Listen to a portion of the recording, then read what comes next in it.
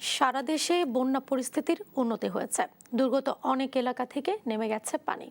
সুরমা নদীর পানি বিপদসীমার নিচে বইছে। এতে শহরের পাশাপাশি প্রত্যন্ত এলাকায়ও ঘরে ফিরেছেন মানুষ। তবে পানিতে আসবাবপত্র নষ্ট হওয়ায় সংসার গোছানো নিয়ে বিপাকে অনেকে। তবে হবিগঞ্জের চিহ্ন কিছুটা ভিন্ন। পানি কমেছে খুব ধীরে, এখনো পানিবন্দী হাজার হাজার মানুষ। সাতটি উপজেলায় এমন অবস্থা। হাওরে পলি জমার কারণে পানি নামতে সময় লাগছে বলে জানিয়েছে পাউবো। এদিকে উত্তরাঞ্চলে পানি কমছে। কুড়িগ্রামে উঁচু এলাকা জেগে উঠলেও চরাঞ্চল ডুবে আছে। লালমনিরহাটে দেখা দিয়েছে ভাঙন।